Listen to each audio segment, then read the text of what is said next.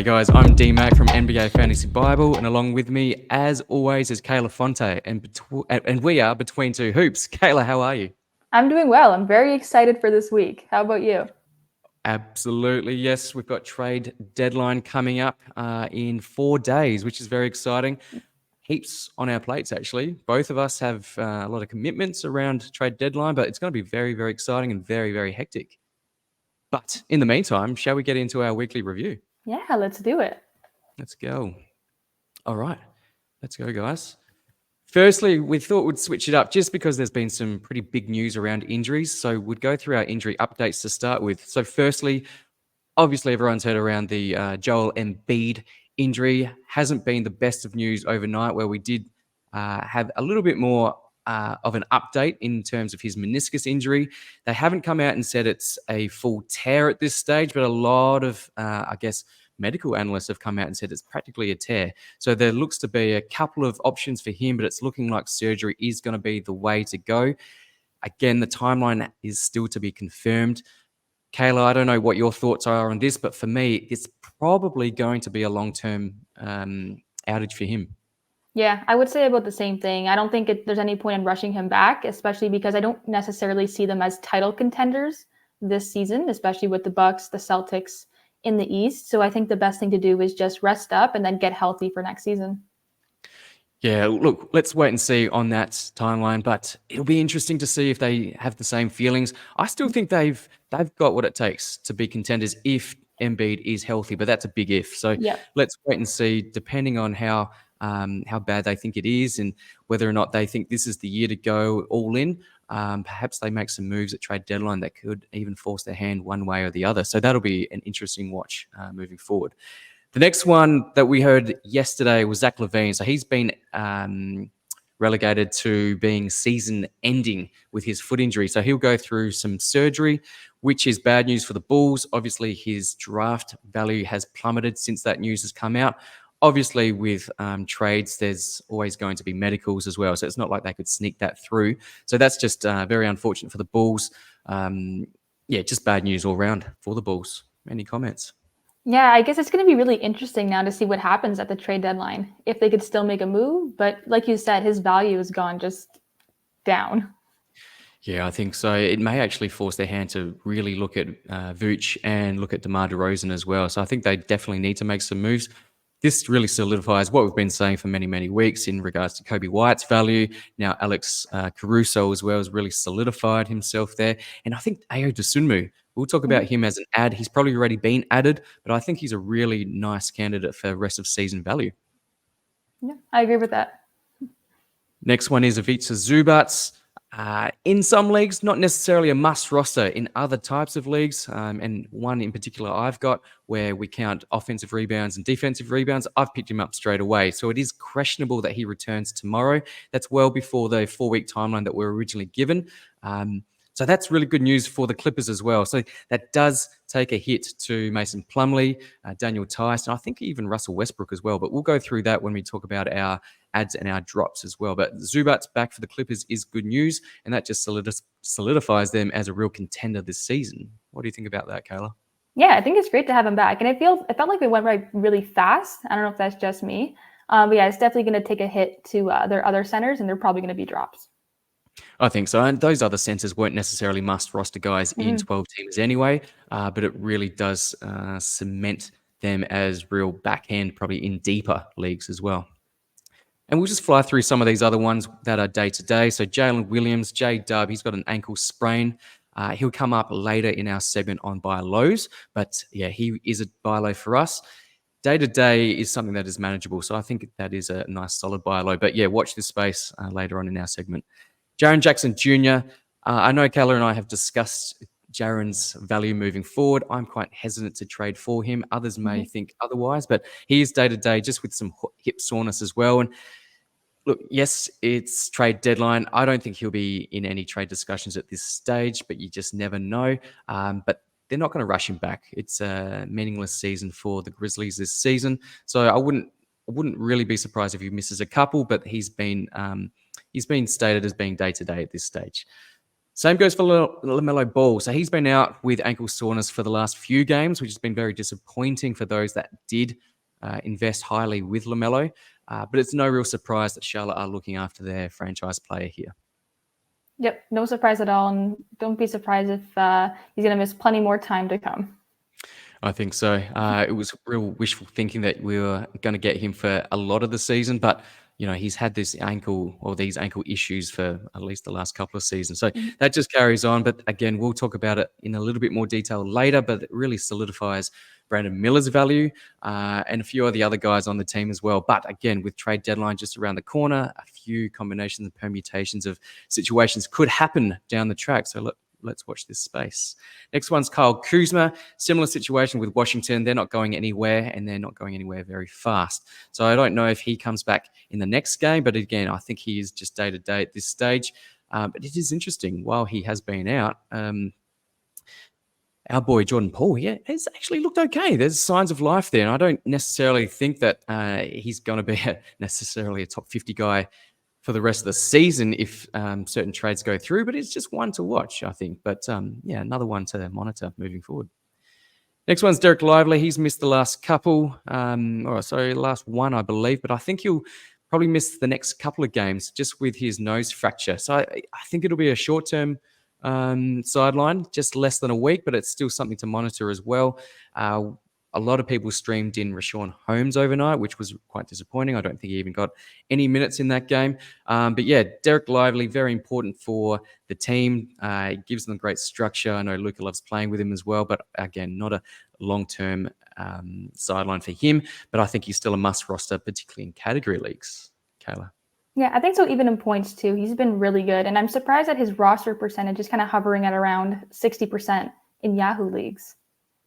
Right. So perhaps that's real indicative of the points league situation there. But yeah, in category leagues, I think he's a must roster guy.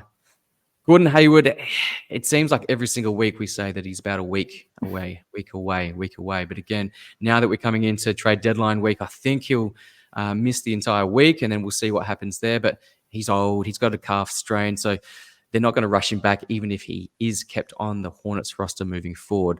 Again, Brandon Miller, he gets that value. Miles Bridges, yes, his name's been up in a lot of trade rumors, but again, he's got a little bit more value with Gordon Hayward on the sideline. Mark Williams, I've got a big question mark on when he is to return. We just haven't had anything solid come back in terms of injury status updates. Kayla. Yeah, we don't really know what's going to happen, but the only thing that we do know is that Nick Richards is the add here, and he has great long-term value. Absolutely. He's been doing really well. There's a little bit of value with PJ Washington, but yeah, Nick Richards is the guy to have here. Completely agree there. Chris Paul, again, fractured hand, about 2 weeks away. Golden State, I think, will make some moves at the trade deadline. Perhaps it's Chris Paul, perhaps it's some of their older brigade as well. Again, a lot to play out here, but 2 weeks to get back onto the court for Chris Paul. And even if he does get traded away, I think he'll be quite valuable to a contender. But let's see what happens in that situation there. Shaedon Sharpe, around 2 to 3 weeks away with adductor soreness. He's been missing for quite some time. That's opened the door for guys like Scoot, and he's really looked great in the last couple of games. And I think Scoot now is an add or a must roster or a must hold guy. Shaedon Sharpe doesn't have to be rostered at this stage, but I would not be surprised, similar to last season, where he'll come out and just play absolutely amazing basketball and perhaps really help you to win your league. So just keep an eye on Shaedon Sharpe. If he is not rostered at this stage, perhaps it's just something to keep mindful of moving forward. But 2 to 3 weeks, it is hard to stash if you don't have a spare IR or IL slot. Next one's Julius Randle, dislocated shoulder, 2 to 3 weeks away, which is disappointing. Again, we'll look at the ads later on, but it really solidifies the value for Josh Hart, Dante DiVincenzo, and real Jalen Brunson's just been the man. He's been great all season. He's now an all-star, but Jalen Brunson's taken it to the next level with some extra usage as well. Yeah, so that just means that Brunson right now is a sell high, and then Randall could also be considered a buy low. The only thing is just because he's out for so long, it makes him very hard to get even a decent return for him right now. Yeah, and again, it does come down to if you have that IR and IL, and if Mm. a person that does have him rostered doesn't have that luxury, perhaps that's a great opportunity for you to buy low on Julius Randle. And he can be, particularly in category leagues, he can be frustrating to own. Less so in points leagues. He's extremely valuable in points leagues. But yeah, a great buy low opportunity if you have that flexibility with IR or IL. Desmond Bain, yeah, he's been out for quite some time. It's still another month away. And again, if he does come back in time to play any part of the regular season, it's going to be quite limited. They're going to look after him. He's going to be part of their plans for next season and beyond. So I don't think they're really going to play in big minutes as well. So I'm not saying he's a must drop. If you have him in IR, hold on to him. We'll see what happens there. But I don't think he needs to be a must roster guy if you're struggling to get the W's moving forward.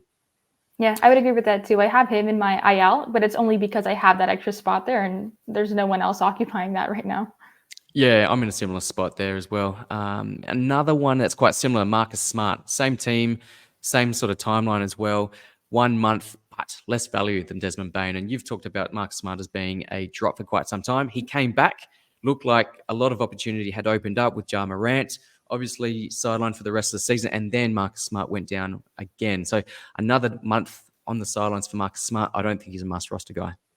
Yeah, agreed. And another one that came to us in news is Jared Vanderbilt. It hasn't been confirmed that he'll be out for the rest of the season, but reports by Woj actually suggest that it could be season ending for him, which is very disappointing because he was trending up and he was looking really nice. We knew what he'd bring in terms of good rebounds, good field goal percentage, good steals as well from a category perspective. And I think he was providing some value in points leagues as well, Kayla. Yeah, for a while now he was an ad for me, but it's really disappointing with this news and I wouldn't be surprised if he misses the rest of the season. Yeah, it is disappointing for him. All right, getting into our regular programming. Let's look at our hot performances, but also our sell highs. Starting with our old mate, Jimmy Butler. He was struggling for a lot of the season. A lot of that had to do with just missed games. But in the last 2 weeks, he's actually played, well, beyond that, he's played the last 10 consecutive games. But in the last 2 weeks, he's ranked 24th in 9-cat and 40th in points leagues, which is good. It's an improvement on what he's done. But you look at the season rankings, it's not that much better over the last 2 weeks. But what's been positive for him is, like I said, the 10 consecutive games. He hasn't missed those games. It's a sell high for us because I don't think this is going to be sustainable. I think he will have a lot more rest days as we approach the playoffs. Exactly. And this is the opportunity that we've been waiting for to sell high on him, especially for managers who are very disappointed with his performances throughout the season and his injuries. So I think the best thing to do right now is just to capitalize off of that. Completely agree. We won't necessarily go through all the numbers. They're up in most cases, but again, sell high just based on the fact that we think that he probably will miss games down the track. Next guy is Jonathan Kuminga. He's been on absolute tear recently, and I think that's really propelled a lot of these other trade discussions around the Warriors as well. Kuminga could be a nice piece for the Golden State Warriors moving forward. So perhaps they could do with Andrew Wiggins, your friend. Perhaps they've even talked about Clay being in some trade discussions as well. So let's see again how that all plays out. But he's a must roster guy at this stage. He's dominating. Look at the rankings: 29th in 9-cat, 32nd in points leagues over the last fortnight, which is well up on what he's been doing for the rest of the season. And it's no surprise. It's just come on top of just a huge increase in minutes, as well as an increase in just pretty much every single category across the board there. You can see there. So yeah, must add, must hold guy. And then perhaps even more value opens up past trade deadline. Yeah, just insane numbers and insane potential too. He's really been on a mission over the past few weeks. And I think part of that stems from the whole situation with Steve Kerr and the minutes. So that's been great. But yeah, right now is the opportunity to sell high. And it's also going to be really interesting to see what the Warriors do with him at the trade deadline. Like right now, he's looking like a player who I wouldn't want to trade. Yeah, but if you could get someone perhaps in the top 50, because I look at the field goal percentage, I don't think that's sustainable. 64%, no matter how good you are, I don't think that's going to be a long-term sustainable type of number there. So that's bound to come back in terms of his value as well. So if you could get yourself a top 50 guy in terms of category or even points, I think that's something that you would do. But like you said, who knows what will happen at trade deadline. Perhaps he will have long-term value, and it could be a nice dynasty piece as well. Mhm. Next one's Jalen Green. Now, this is a huge sell high, and his name's come up in trade talks as well. Just the depth of young talent on that Houston Rockets team is amazing, and maybe he's the odd man out. But in the last 2 weeks, he's just been on an absolute tear. He's just gone to the next level, something that we were hoping we would see earlier in the season and perhaps even last season as well. But 22nd in 9-cat, 23rd in points leagues, which has been remarkable. Uptick in minutes, uptick in points, uptick in every single category that you see on that slide there, Kayla.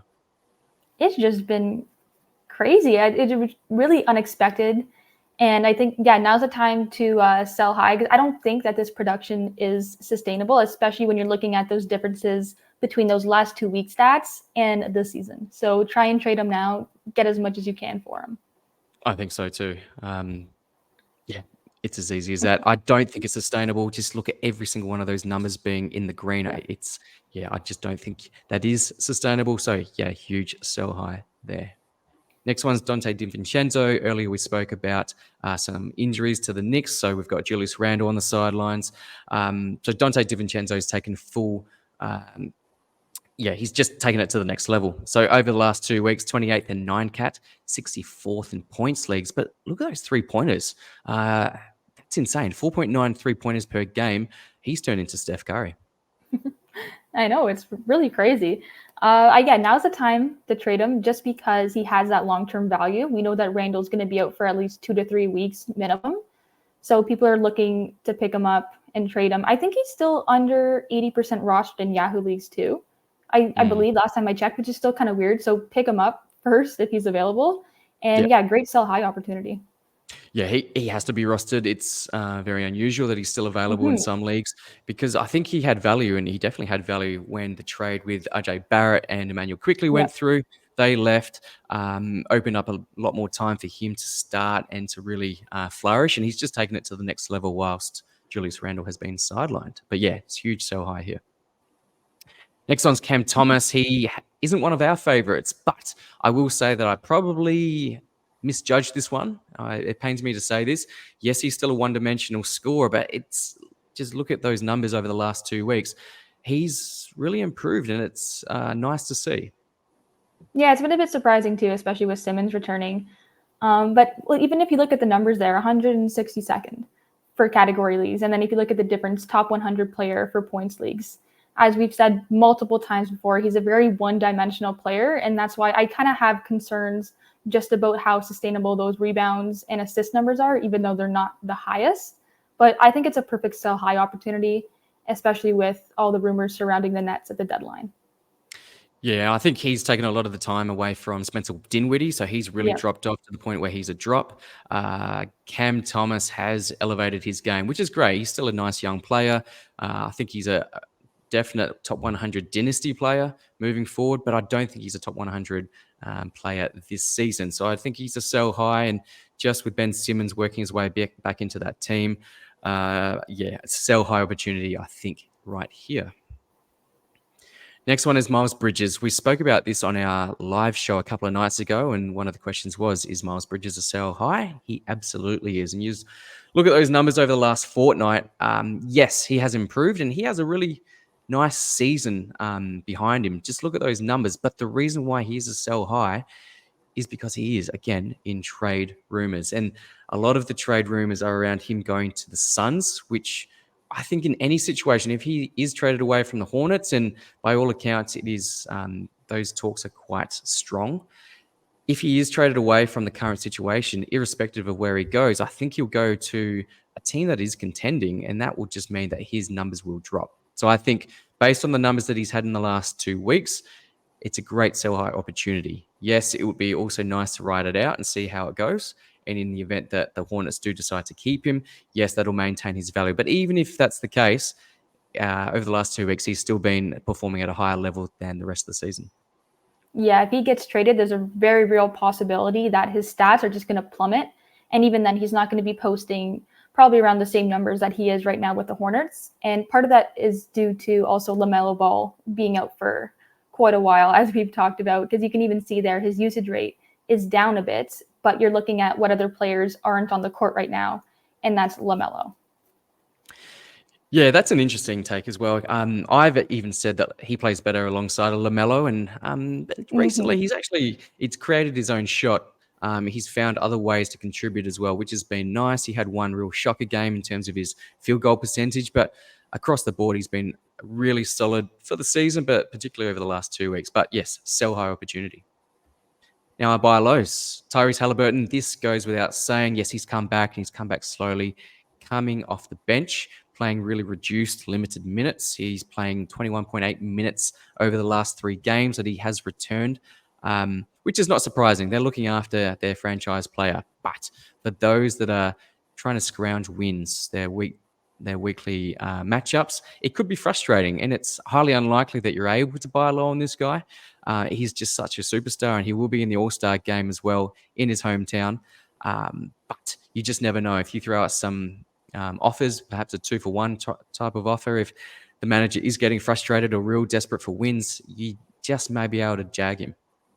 Yeah, I think so too. A lot of people, they don't have patience with these kind of things, especially with the minutes starting to ramp up and things like that. It's a slower start, obviously, with that hamstring injury, but I think you can probably pry him off. It's a good buy low opportunity.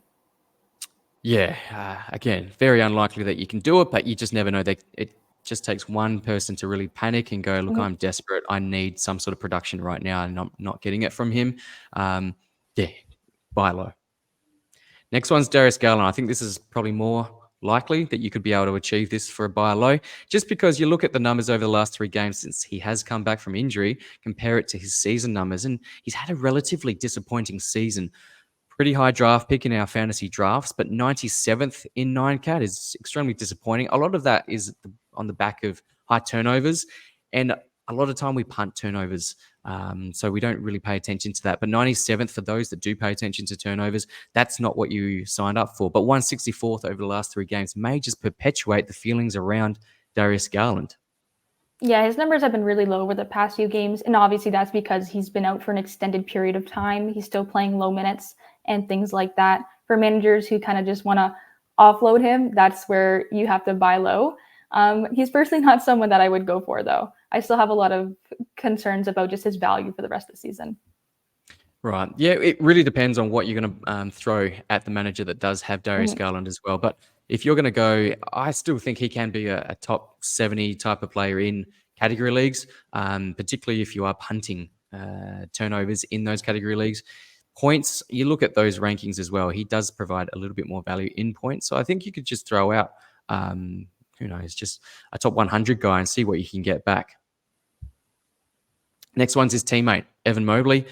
Has been a little bit more impressive over the last 3 games since he has also returned from long-term injury, but 76th in 9-cat and 105th in points leagues. Again, when you compare it to the rest of the season numbers, it is a drop-off. It is obvious to some as to why that is, and you just look at those minutes per game. But for those that are getting a little bit frustrated, he's been out for so long and now he comes back and gives me this. You just never know. Throw out some of your worst players, maybe a package deal to acquire him. Maybe someone believes that he's just not going to ramp it up as quickly as they would like as well. So huge buy low opportunity. I think he's going to, I'm not going to say win some leagues down the track, but I think he's definitely going to help some of those teams that will win the championship this season.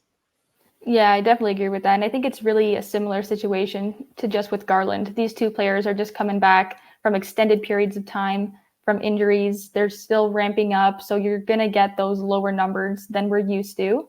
But great opportunity. I think he's going to start to ramp up and get better over the coming weeks.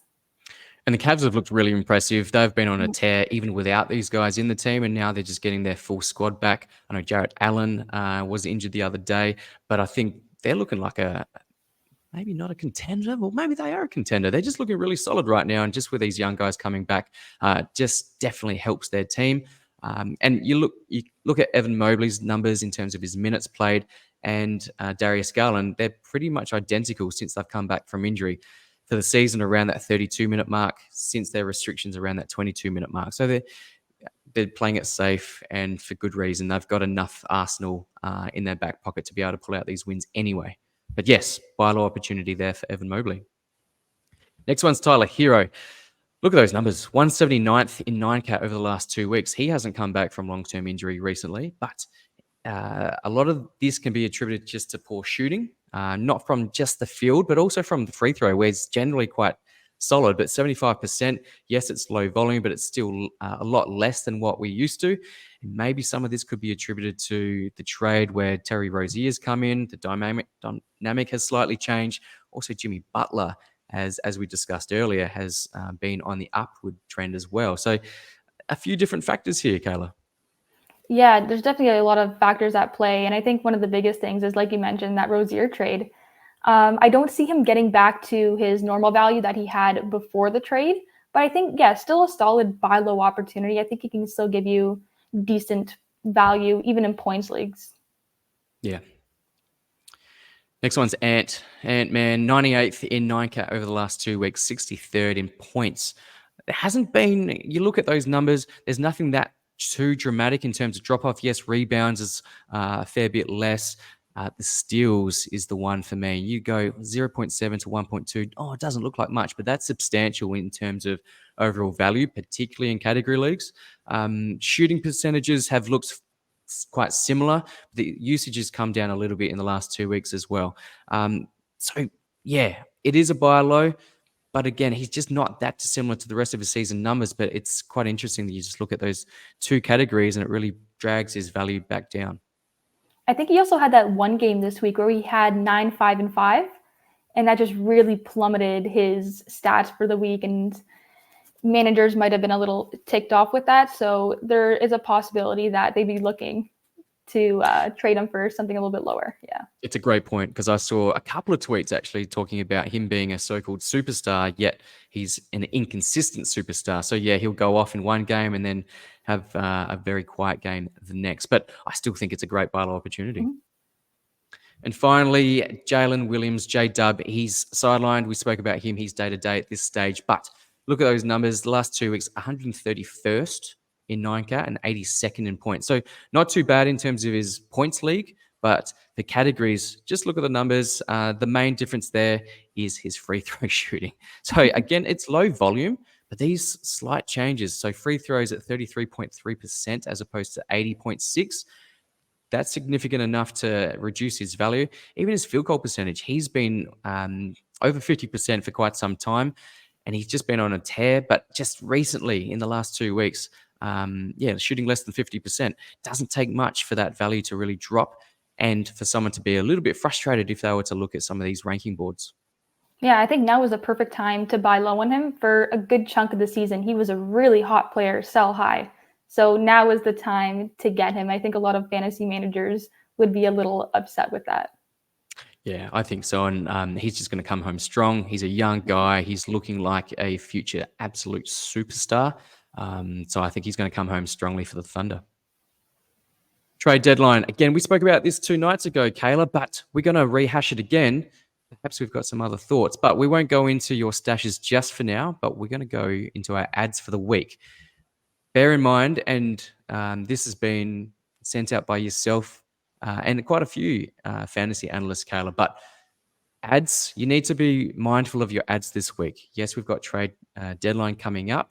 So if for those leagues that don't have that many moves or that many ads, try to preserve your ads for later in the week or for trade deadline, because some of these moves could make or break a league. They could actually get you a championship. So that sounds a little bit hyperbolic, but just keep that in mind. So if there's someone that's not a clear ad or someone available that's not a clear ad, I wouldn't be streaming heavily until later in the week, until we've worked out who's going where in terms of trades. What do you think about that, Kayla?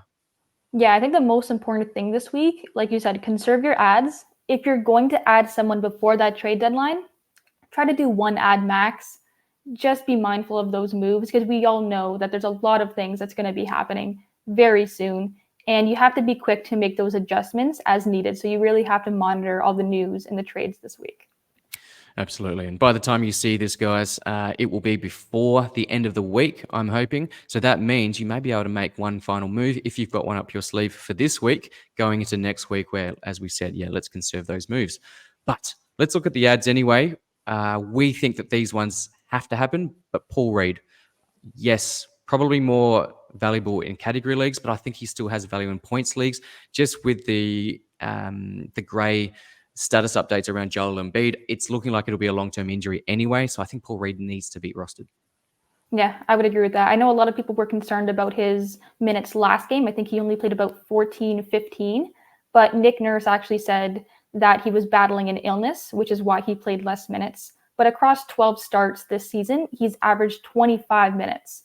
So that means he's an ad. He's an ad, and he does enough in 25, 26 minutes to be very valuable on your rosters.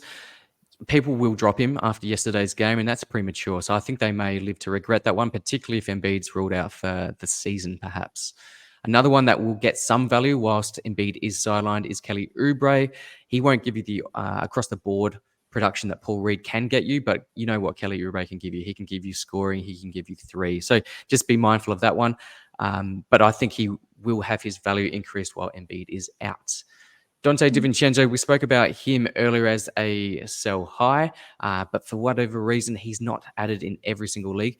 If he's not, he needs to be. So make sure he is. On a similar note, Josh Hart is also putting up really good numbers whilst Julius Randle is sidelined. Yeah, these two are the absolute must-adds, top of the list, along there with Paul Reed. Yeah, it's very surprising that they're not like closer to like 95% rostered. But then again, there's a lot of inactive leagues too, so I guess we can attribute some of it to that. I think so. Another one there is Precious Achiuwa. We've got the question mark next to him just because he is playing good minutes. He's putting up some value at the moment. But yeah, whilst Julius Randle is out, I think he's solid, but he's not necessarily a must roster player at this stage. Yeah, I think he's a little bit riskier, but I think he also has extended value while OG is out. So that's also something to watch out for. Absolutely. Cam Thomas, we spoke about earlier. Yes, it pains for me to say this. Yes, he is an ad. Alex Caruso and Ayo Dosunmu with the Levine news. I think they have long-term value. Brandon Miller again with a very questionable tag around LaMelo coming back and maybe playing the rest of the season. I think Brandon Miller does then benefit, and he will have rest of season value as definitely a 12-team player. Yeah, I think so too. And he's really elevated his game over the past few weeks. Every so often he'll give you a stinker, but outside of that, I think he's putting up 2 good numbers right now to just leave him on the waivers. Completely agree. And it's looking like he's leading that team as well. And as a rookie, that's really impressive and holds him in good stead as a dynasty prospect as well. Nick Richards, we spoke about him with Mark Williams, not really knowing what's going on with his timeline. Nick Richards must be held. Cam Whitmore of the Rockets. Yes, there's a lot of young talent on that team, but he's in probably around 25 minutes. He's putting up great value. Yeah, he's really standing out right now. And I think I put out a tweet about this yesterday. I'm a little hesitant, though. I think right now he's more of a deeper league ad. I really like this prospect. It's just I'm concerned about those minutes fluctuating. I think over the past 5 games, he ranged from 18 to the high 20s. But if he receives consistent minutes, he's an ad for me. Let's keep in mind that Tari Eason still has to return to that squad as well. So, yeah, I think for now he could be a stream. But like we said, maybe you want to hold off on streaming in the first part of next week as well. But just keep an eye out for Cam Whitmore. Ivica Zubac, we spoke about. In some situations, he's got to be rostered, and in others, perhaps not. If you need some rebounds and just some nice big man stats, Ivica Zubac is coming back, hopefully, in the next game, if not the one after. Scoot Henderson, absolute crazy game in the last one. It looks like he has arrived. It does take rookie guards a little bit of time to show their value, but he has finally arrived, I believe. It does help that there was Jeremy Grant was missing from the last one. But he does look really good now. Yeah, and I think they're just going to continue to pump more minutes into him. He's a young prospect, and he's really starting to turn around those woes that he had in the first half of the season. So he has a lot of potential and a lot of promise. Yeah, and I think he's available in still quite a lot of leagues. So go and pick him up right now because he's going to give you great value rest of season. Aaron Neesmith, he's still continuing to give value to the Indiana Pacers, so I won't speak too much more about him, but he needs to be held, if not added. Malik Monk, he went through a bit of a rough spell, but in the last 2 games, he's actually come back with a 4, so I think he needs to be re-added, and he will have his hot and cold streaks, but right now he should be added. Santi Aldama, now, I often see your tweets, Kayla, around Memphis. It's pretty much whoever's last man standing, whoever has a pulse is the guy to bring in. But Santi Aldama sort of put himself above a couple of guys like Xavier Tillman, who missed the last game or has missed the last couple of games. But Santi's looking quite good. Yeah, he's one of my must rosters for sure.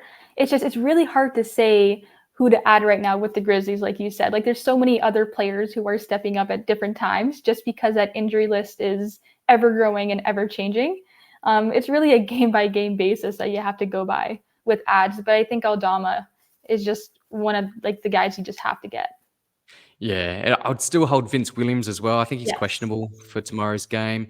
Luke Kennard had a quieter game last one, but I still think he belongs on rosters, Mm-hmm. particularly in category leagues.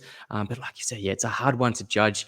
I think I was a little bit premature with my GG Jackson excitation earlier in the season. I think he's left for deeper leagues at this stage, but who knows what will happen in silly season. But keep an eye out for that because things may get crazy and maybe even crazier after trade deadline. Markel Fultz, he looks good. I think he's an ad.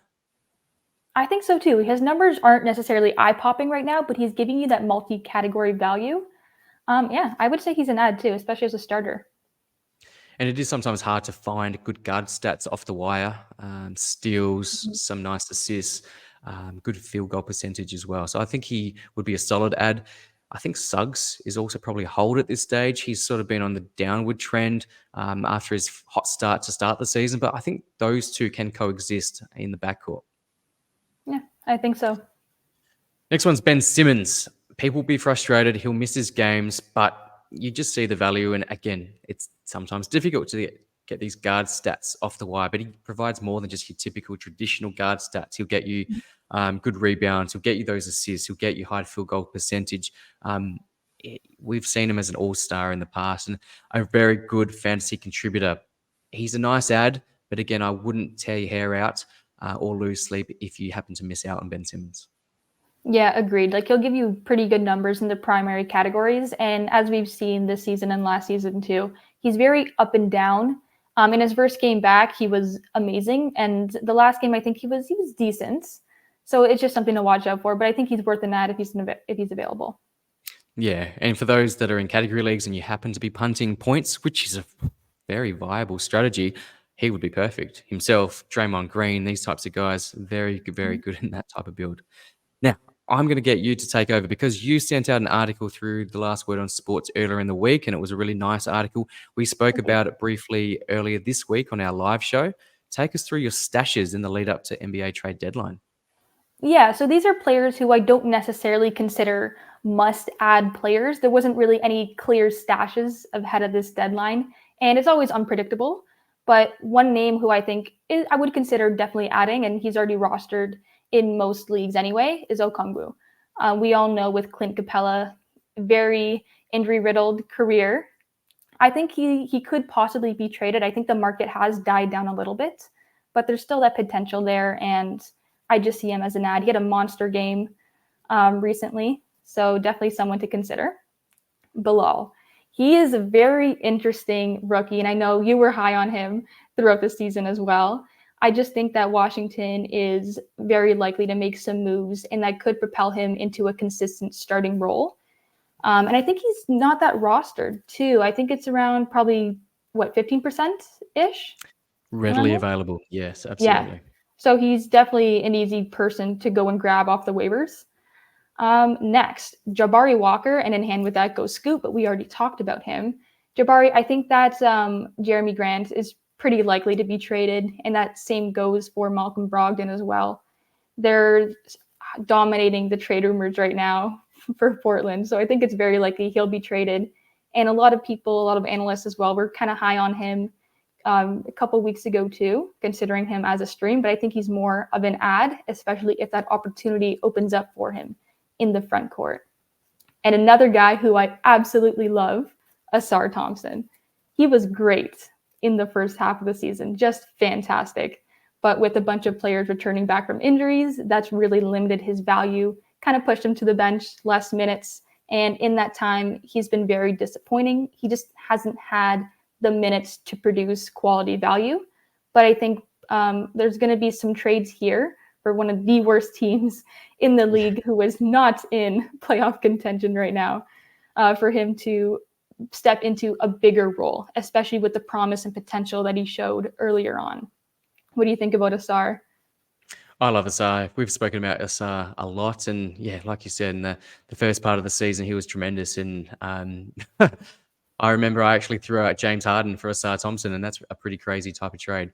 I'm glad the guy actually rejected that one, but that's how highly I thought of Asar. This was a keeper league, mind you, as well, so a little bit of different situation where I'm looking at his potential longer term as well.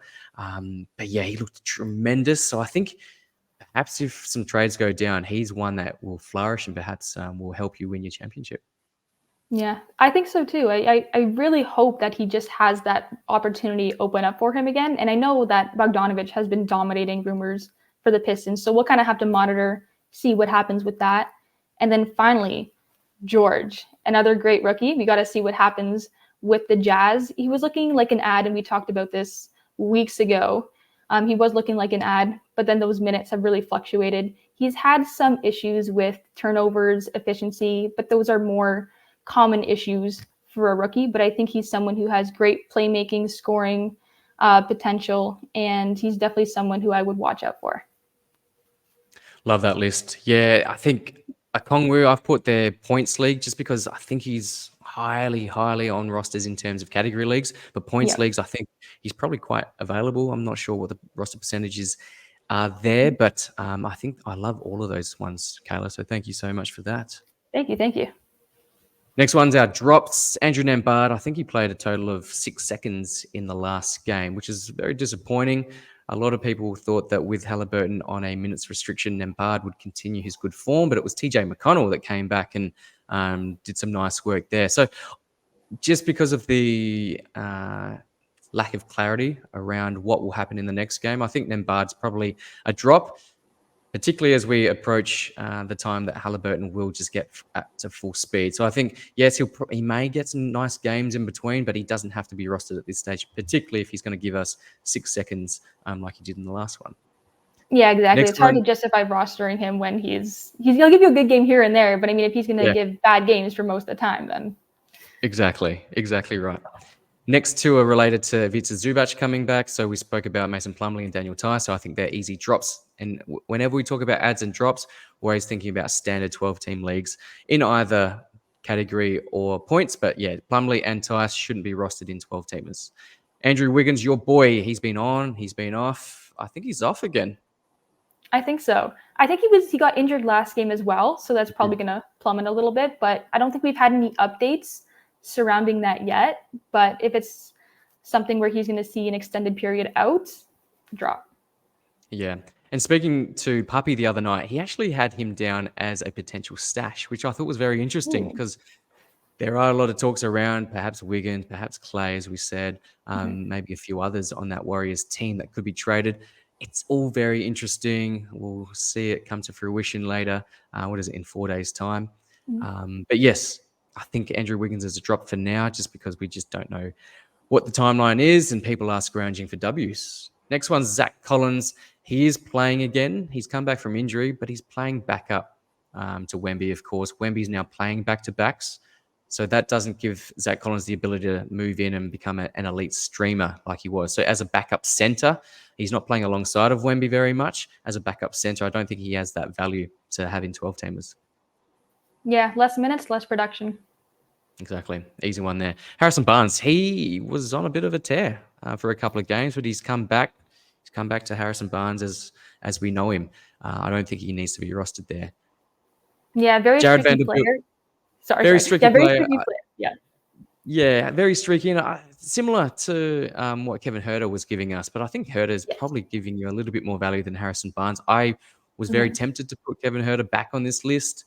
He isn't one of my favorites, but I thought he's giving you enough production and he's been quite solid recently. So Harrison Barnes is a drop. Maybe Herter can be held for a little bit more time there. Jared Vanderbilt, we spoke about him probably going to be out for the rest of the season, if not several weeks. So I think he's an easy drop there. Rui Hachimura, you would think that he would step up in Vanderbilt's absence, but he's not really suited to fantasy production. He is probably a better real life player than he is fantasy, so I don't think he needs to be held in any leagues there.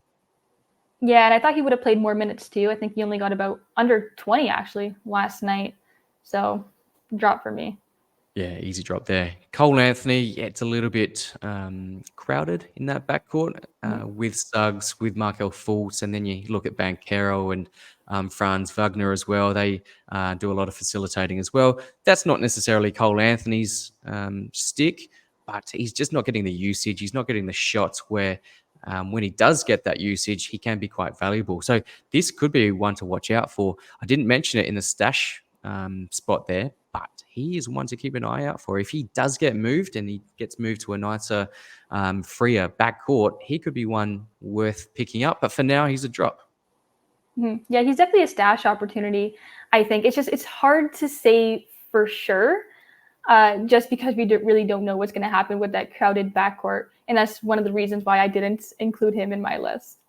Yeah, absolutely. Another one that did have a little bit of hype around him was Goga Badadze. There was some talk of Mhm. Wendell Carter Jr. perhaps being moved along. He's come back with a vengeance, Wendell Carter Jr. He's looking like he may actually hang around at the Magic, but who knows? Again, maybe he's just playing himself into a nice trade position there, and Goga may get some value. But for now, he's an easy drop. He's just not playing. He's pretty much out of the rotation there. Yeah, exactly. Job Reith, he's getting some minutes, but now that DeAndre Ayton has returned, I think Job Reith is an easy drop there. Yep. Kyle Lowry, with the trade to the Hornets, he's not going to play, and they've said he won't play until, he won't probably play for Charlotte at all. And he definitely won't play before the trade deadline. So let's watch this space. He may be able to go to another team and he may provide some value, but I don't think he's worth stashing for a 12-teamer. Agreed. Nothing even to say about that. He's not the same as he used to be. Obviously, he's a little bit older now, but it's not someone I would stash. No, and that's coming from a Toronto Raptors fan, so that's Yeah, saying something. exactly. To New Orleans Pelicans, Trey Murphy, who a lot of people had high hopes for this season, coming into the season injured, but we've spoke about him multiple times around the fact that he just doesn't have the pathway to get the minutes, to get the usage, just while the rest of the team remains relatively healthy. So Zion, Ingram, Trey Murphy got a lot of that opportunity last season with Ingram and Zion sidelined as well. So he doesn't have that opportunity. Herb Jones is another one that I guess they're just splitting the time there. Herb Jones was giving us great value at the start of the season, but he's really dropped off. Yeah, and a big part of that is just the health, which is a great thing if you have like their core three, but not great if you have Murphy or Jones. Yeah, absolutely. Next one's a little bit contentious, but for me, I don't think Max Strus is a hard hold. He can be held in some situations, but I don't think he has to be. Yeah, I would agree with that. I did drop him, I think, a few weeks ago too, and I was able to pick up someone better. So I think if you have that kind of opportunity, I would take advantage of that. Yep. His teammate Karis LeVert there. Now that Garland has returned to the team, there's less facilitating duties for Karis LeVert. I think he's probably more suited to a points league anyways, but for Yeah. categories, I think he's a clear drop. I was just about to say, like, yeah, for points leagues, he can probably get you about 20, 25 points a night. But then again, it really depends on how Garland starts to ramp up with those minutes. Yeah, absolutely. That's a good point. If he's just playing 22 at the moment and he ramps up to his normal 30, 32, that pretty much renders Karis LeVert, I won't say useless, but not 12-team value in Mhm. either points or category leagues. Duncan Robertson's currently in concussion protocol, but I don't think he needs to be rostered right now. Miami's now got Terry Rozier, who's come in. He's taken a little bit of the shine off Duncan Robinson. Dunk was giving us nice value, particularly while Jaime Hackers was sidelined. And I've got Hackers there listed as well. I don't think he needs to be held. Yeah, I think both are drops, especially just due to that trade. They've kind of just dropped off due to those lack of minutes. Yep. And again, with Butler playing more as well, which has Yes. been another factor there. Dylan Brooks, he's on and off this list. Sometimes he's hot, sometimes he's cold. Again, that pretty much means he doesn't have to be held. Yeah, a lot of times, like he said, he's very inconsistent and he'll play a lot of minutes, but his production doesn't match what he's playing. Yep. And finally, Killian Hayes, he's completely out of the rotation now. Cade's back. Killian Hayes isn't getting any minutes, so easy drop. Mhm. All right, week Yeah, 16 schedule, Kayla. Take it away. yeah. Looking ahead, it's a very interesting week. So we have 10 teams who will be playing 4 games, 16 teams with 3, and then 4 with 2. So, like we mentioned before, with the trade deadline, you really want to conserve your ads here. But if you are looking to pick up someone, use one ad max, and you're going to want to look at someone who's playing 2 games between Monday and Wednesday. So, you have to look at the schedule, get an in depth analysis of who are the best players there and if they're going to be playing 2 games. And then we also have some back to backs to note, and they're all over here. So, yeah, you're going to want to look for Monday, Tuesday, even Monday and Wednesday, not necessarily a back to back, but still like a longer hold. And the majority of the back to back games will come later in the week. You see a lot of Thursday, Friday, Friday, Saturday.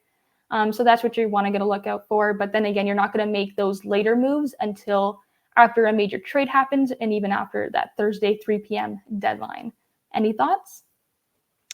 Um, I like the tip in regards to just holding those moves, perhaps have one stream at the start of the week, but yeah, just hold those moves for later in the week. But yeah, trade deadline can change the dynamic of a league. So yeah, great tip there. Thank you very much. That's the presentation. Kayla, any final thoughts? Yeah, the main thing is the focus right now is on the trade deadline. So just make sure to keep updated with those news. Watch out for rumors too, and make sure you know who your worst players are. So that way, when you need to make those ads, you don't have to take time considering who to drop, and you're just good to go. Brilliant. Great tips there, Kayla. Thank you so much. You can Thank you. obviously find us at Kayla_Fonte and myself at NBA Fantasy Bible. Keep an eye out. We will have a trade deadline show coming up as well. So keep up to date with our tweets. Thank you, Kayla. Thank you, everyone. And until next time, see you later. Good luck, everyone.